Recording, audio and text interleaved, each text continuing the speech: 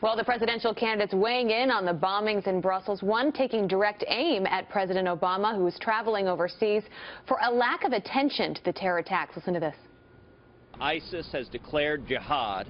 They have declared their intention to murder. What looked to be fairly sophisticated, coordinated attacks is deeply distressing. I'm a little surprised that the president is going to a baseball game. Had I been president, I would have cut short my visit. The day will come when ISIS no longer exists. In my opinion, this is just the beginning. It will get worse and worse because we are lax and we are foolish. For more on this, let's bring in Simon Rosenberg, president of the New Democrat Network and a former campaign advisor to President Clinton, and Hogan Gidley, Republican strategist and former Huckabee campaign communications manager. Gentlemen, welcome to the show. Thanks for being with us. Thank you. Good to be here, Abby. All right, so Hogan, we just played some sound there. Governor Kasich, pretty strong words against President Obama, saying, you know, while you're hanging with the Castro brothers at a baseball game, the country is mourning what happened in Brussels. And it's not just Governor Kasich. I mean, you have a lot of people today scratching their heads, wondering who is advising the president, telling him that this looks good. Right. The optics I hear, I mean, the optics we all saw are horrible. I mean, why would you be sitting at a baseball game when the world is, quite frankly, concerned, terrified about a potential terrorist attack? He's cozying up to Castro. He treats him better than he does Bibi Netanyahu, but that's a different story altogether. I was in a room full of Democrats last night on another network, and they were just looking at me with their mouths open saying, why is the president, someone that we support, someone that we like, actually going to a baseball game and sitting there talking to ESPN as opposed to coming back to this country and reassuring and assuring the American people that the United States is leading this fight against these jihadists, against these terrorists. Instead, he's in a communist country with a dictator at the helm watching baseball. It just looks horrible. Well, Simon, though, it seems that this happens time and time again. When a big event happens, a tragic event, the president is absent. He's mentally, it seems he's not there, and physically he's not there.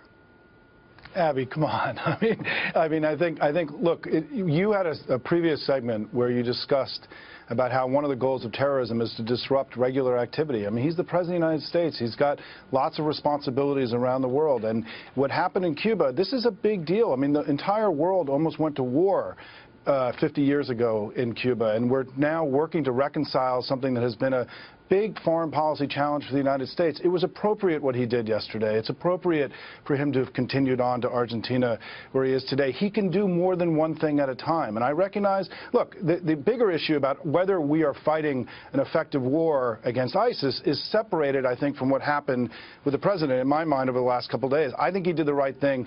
We cannot allow the president to be terrorized and disrupt normal activity by something like what happened in Belgium. Hogan, you're wanting to jump in. No, I'm saying they are separate. And you can do more things than more than one thing at a time. But you're at a baseball game and you're commenting on the world stage in terrorism. That's what's so silly about this. And for him to make some claim about the whole point of terrorism is to disrupt our lives, that's not the point of terrorism. The point of terrorism is to kill people and blow things up.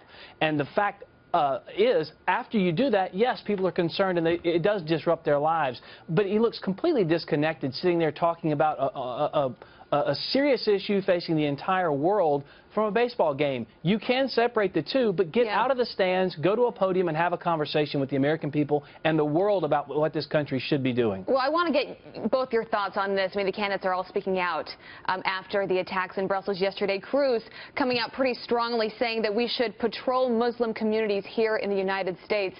Simon, this is something we have not even heard Donald Trump say before.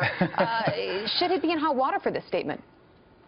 Listen, I think the great challenge we have now is that the only way we're going to defeat ISIS is through extraordinary cooperation with Muslim states in the Middle East and our European allies. And in the last few days, you had Republican candidates insult Muslims, which is going to make it far harder for us to actually coordinate effectively against ISIS.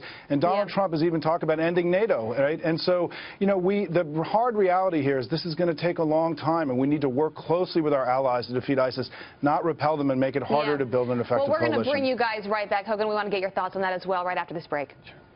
Welcome back to Happening Now. We want to bring back in Simon Rosenberg, president of the New Democrat Network and a former campaign advisor to President Clinton, and Hogan Gidley, Republican strategist and former Huckabee campaign communications manager. Guys, welcome back to the show. As we were talking about the candidates responding to the attacks in Brussels yesterday, Hogan, Ted Cruz coming out really the strongest we have heard him on terrorism, saying that we should patrol Muslim communities here in the United States.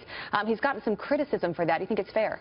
I'm not sure if it's fair, but look, I mean, he's reading polling. He polls every day, and he understands Donald Trump owns this issue. You remember Donald Trump famously said we should ban Muslims from coming to this country.